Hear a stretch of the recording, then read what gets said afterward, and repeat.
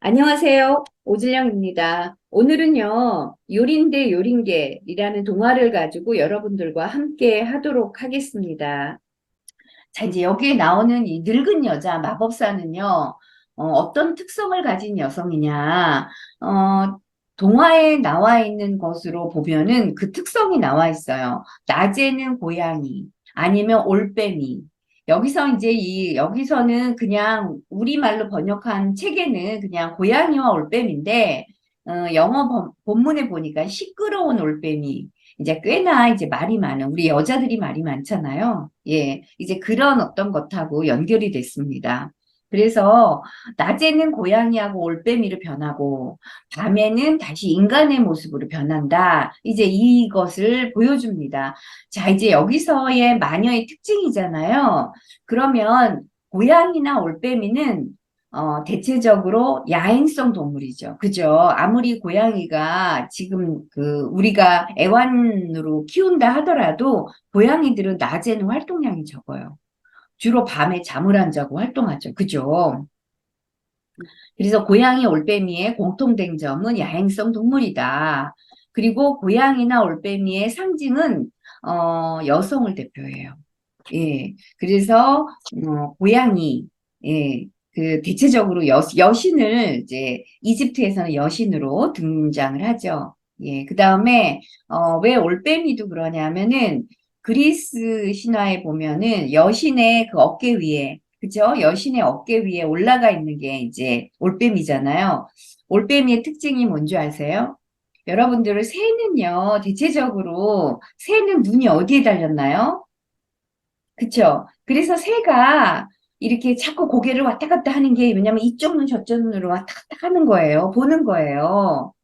그런데 올빼미는 어때요? 인간의 눈하고 똑같아요. 그래서 눈이 여기에 달렸죠? 그쵸? 그러니까 사방 이렇게 보면은 아주 전체가 다 보이죠. 하지만 새들은 어때요? 옆에 달리다 보니까 이쪽은 이쪽만 보고 이쪽은 이쪽만 보잖아요. 그죠? 네. 그런 어떤 특성이 있습니다. 그러니까 뭐하다? 그렇죠. 영리하다. 이 올빼미가 영리하다. 이 얘기를 이제 담지하고 있습니다. 그래서 이 늙은 마법사가 굉장히 똑똑합니다. 그래서 늙은 여자의 특성은 인간의 삶보다는 동물의 어떤 본능, 본성, 자연성에 더 가까운 그런 여성이다. 그 다음에 이제 그 오래된 성에 산다라는 그것과 연결해서 볼 때 원시적인 모성이다. 그러면 융 심리학적인 관점으로 볼 때 그녀는 누구냐? 태모다. 이 태모는 대체적으로 모성 원형에 해당돼요. 원형적인 어떤 인격이다라는 거죠. 왜 원형적인 인격이냐면은 인간의 어떤 범위를 넘어서는 초인적인, 초월적인 어떤 힘을 가지고 있다라는 거죠. 이게 바로 이제 이 마법을 부리는 것, 주술을 쓰는 것, 이런 게 바로 인간을 넘어서는 능력이잖아요. 예, 그것하고 연결됩니다. 이제 넘어가 보도록 할게요. 두 번째 보면은요. 마법사에게는 새나 그 밖의 사냥감을 깨어내는 능력이 있다. 이렇게 표현을 해놨어요. 그래서 마법사는 걸려든 동물들을 죽여서 구워 먹는다. 이제 이런 것으로 번역을 했거든요. 근데 이제 그 원문에는 다시 한번 제가 보니까 그녀는 야생 짐승과 새를 유인해서 그 다음에 죽여서 삶거나 구워 먹는다. 이제 이런 내용이 나와요. 내용은 똑같아요. 예. 그러나 이제 좀 더 디테일하게 제가 한번 보았습니다. 여자, 여자를 마술에 걸은다. 라는 거예요. 이 마법사의 특징이. 여자를 마법에 걸어서 무엇으로 바꾸게 한다? 새. 혹은 야생 짐승. 근데 여기서는 야생 짐승은 아직 안 나왔죠? 그쵸? 그래서 새만 나와요. 그리고 변신시킨다. 그리고는 뭐예요? 여기서는 이렇게 바구니에다가 집어넣는다. 이렇게 나오잖아요? 예. 근데 이제 잡아먹는다. 이제 이렇게 나와 있어요. 아마 이제 가둔 다음에 잡아먹겠죠? 결국 여자는 우리가 모성애는요, 모성애는요, 대체적으로 몇 가지의 특성이 있어요. 네 가지 정도의 특성이 있어요. 모성이 갖고 있는 특성이에요. 뭐냐 하면은 일단 모성은요, 양육하죠. 그죠? 양육하고 보호하는 측면을 갖고 있어요. 그 다음에 두 번째는 모성은 어때요? 교육하잖아요. 그죠? 물론 이제 고대 사회에는 그러지 않았지만 현대로 넘어오면서 여성들이 뭐예요? 남성들의 어떤 역할까지도 해요. 그래서 남성이 하는 일 역할까지도 한다라는 측면에서 사회적인 측면을 이야기하고 있어요. 여기는 나와 있지 않지만 그래서 여성은 일단 양육과 보호, 그 다음에 이제 생산, 그 다음에 세 번째가 교육. 그죠? 그 다음에 뭐예요? 또 다른 측면은 뭐냐면 가두고 잡아먹는. 이건 부정적인 측면이겠죠? 예. 보통의 경우에 엄마들이 이제, 현대의 엄마도 이런 엄마 많아요. 진짜 잡아먹어서 잡아먹는 엄마가 아니라 자기가 하라는 대로 해야지만 자식을 편안하게 만들어 놓는. 그러니까 오늘은 학교 갔다 와서 뭐 이 학원 저 학원 그다음에 이 과외 저 과외 이렇게 해가지고 스케줄대로 움직이게 하는 그런 부모 있잖아요. 이게 아이를 뭐예요? 가두는 부모. 그다음에 숨 막히게 하는 그리고 뭐예요? 엄마 모든 것을 엄마와 같이 하려고 하는 엄마가 다 해주려고 하는 숨 막히는 잡아먹는 모성이다.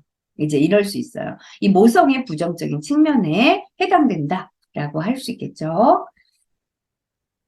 근데 세 번째는 뭐냐면은 여기에서의 이 마녀는요, 남성에게 관심이 없나 봐요. 왜 그러냐면은 성에서 100보 이내 거리에 남자가 들어오면 이라고 써 있어요. 마법사가 이제 마법을 걸고 그리고 그때 주술이 걸려요. 보통의 경우에는 성으로부터 100보 이내에 이제 이렇게 마법이 걸린다 이렇게 구체적으로 쓰기도 하고요. 아니면은 우리가 들장미 공주에 보시면은 성에서 들장미 공주가 이제 물레에 찔려서 죽잖아요. 잠이 들어버리니까 그 성 주변이 뭐예요? 그 성 주변으로 이제 그 들장미가 쫙 펴버려요. 그죠? 거기를 못 들어오게 되어 있어요. 이제 이런 식으로 어떤 이 반경이 있다. 주술이 걸리는 어떤 거리가 있다. 이제 이런 걸 보여줍니다. 네. 그래서 남자를 돌처럼 굳게 만든다. 자, 진짜 이제 돌로 만든다. 이제 이런 거. 우리가 이제 성경에도 우리가 소금 기둥으로 만든다. 아니면 우리나라 그 민담에도 전설이죠. 전설에도 이제 돌로 만드는 이제 그런 일들이 있는데 이 돌로 만든다라는 얘기는 오히려 좀 심각한 상태인 거죠. 꼼짝 못하게 만드는 거죠.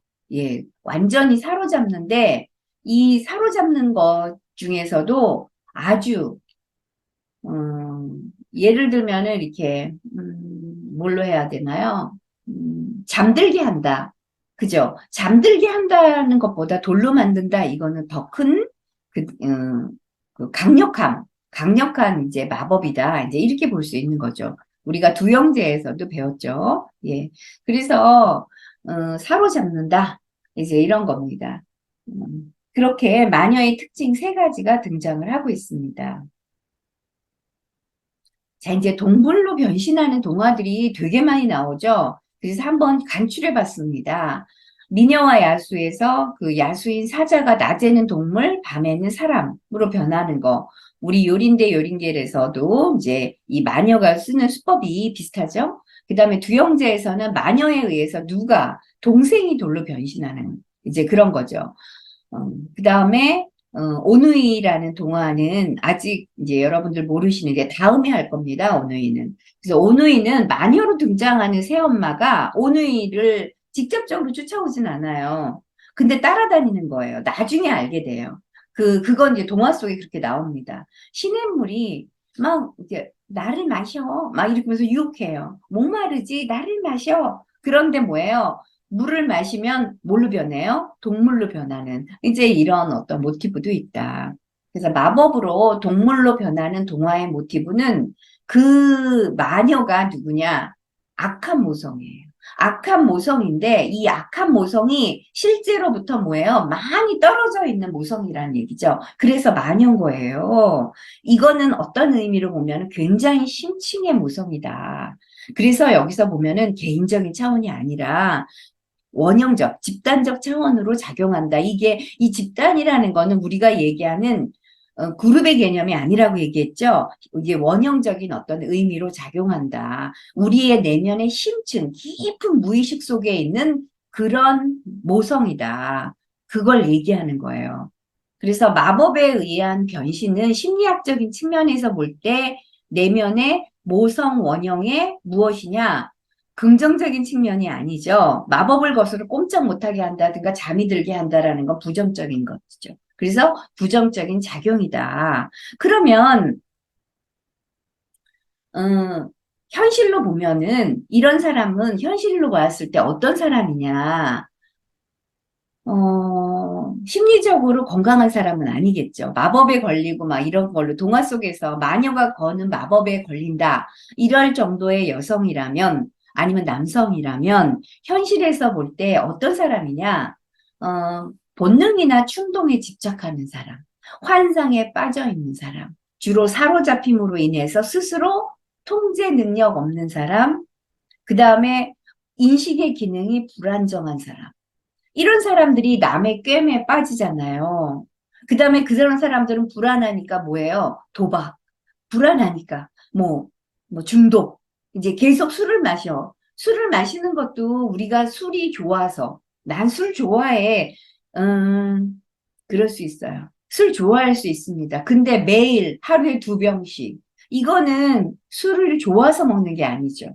그죠? 술에 사로잡힌 거예요. 이렇게 보는 거죠.